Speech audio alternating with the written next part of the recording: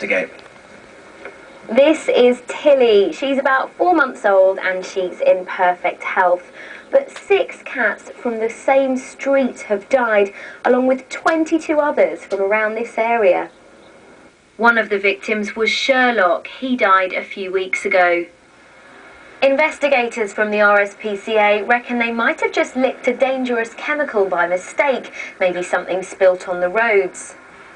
But there's also a big possibility there's a cat killer around here, someone who's been feeding the animals poison on purpose. I've got a family friend and their cat escaped and it ate something, and when it came home it wasn't well. They took it to the vet and it died, and they think it was poison. I knew one of the cats, he was poisoned, and it loved me, and it kept on following me in my house, and then when it died I was really sad. The chemical that's poisoned the cats is most commonly found in this. It's called antifreeze, and it's usually used to get rid of ice on people's cars in the winter. I've come to the vet to meet someone who knows a lot more about it.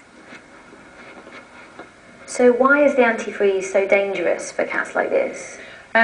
Basically, cats like the taste of it. There's something within it that's very sweet to them, so they do like eating it. Once they've taken it in and start digesting it, it produces something which is very toxic to their kidneys and in their bloodstream, so effectively they go into kidney failure.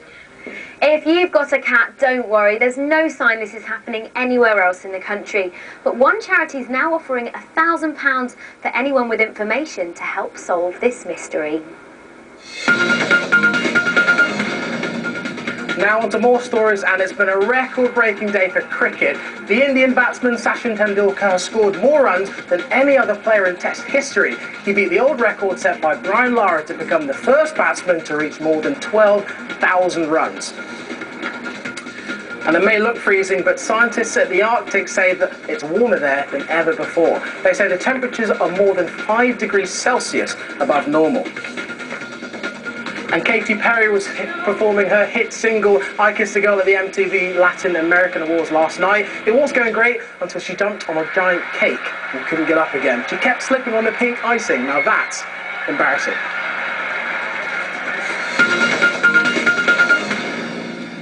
Next up, 18 days to go until one of these guys wins the most powerful job in the world, the President of the United States of America. At the moment, it looks like Barack Obama from the Democratic Party is quite far ahead. But does that mean the race is over? Well, Adam's got the latest. On Wednesday night, John McCain of the Republicans and Barack Obama were fighting it out in their last live TV debate before the election.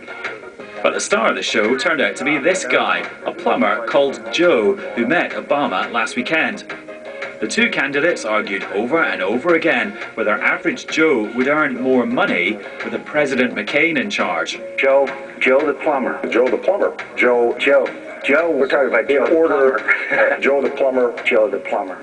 Well, most people think that both guys managed to score some points in their final head-to-head before Election Day on November the 4th. But when people across America are asked who they're going to vote for on that day, more are plumping for Obama than McCain. Let's fire up the webcam and find out what the press pack think in Culpeper, Virginia. I think Obama is taking the lead because people are ready for a change, and I do think that means Obama will win. I think Obama is taking the lead because he has good ideas and they are very well planned out. Also because they help a lot of people that do not have a lot of money. The issues that are influencing people the most are the economy, the war, healthcare, and education. In general, people are saying that they're undecided on who they want to vote for. Thanks, guys. See ya. Looks like it isn't over yet. So there are more than 2 weeks of campaigning to go. Something could happen that makes people switch sides, and the experts reckon there are plenty of people who haven't made up their minds at all yet. Next, she's back with a new single, a new album, and by the looks of it, a new wig. Britney is #1 in the American chart this week, but is she back for good? Womanizer is the new single from Britney Spears, taking the US charts by storm. Womanizer, womanizer. With nearly 300,000 downloads, she's had the biggest opening week by a female artist since they started tracking digital sales. The last time she had a US #1 was way back in 1999 with this, when her image was squeaky clean. But as we all know, in the last few years things haven't gone so swimmingly for the pop princess. Barely a week goes by without Britney being in the papers or the mags, but for all the wrong reasons. Her rollercoaster marriage, her fight to keep her kids, her all-night partying, and well, we can't forget when she shaved her hair. But after all of that, can you take her seriously now and buy her music? She's just won 3 VMA awards last month, and that's on the back of working all summer in the studio, working really hard on her music, leaving behind her partying days. So with a new fantastic single like Womanizer, if her album is anywhere near as good as that, I think it's going to be really hot.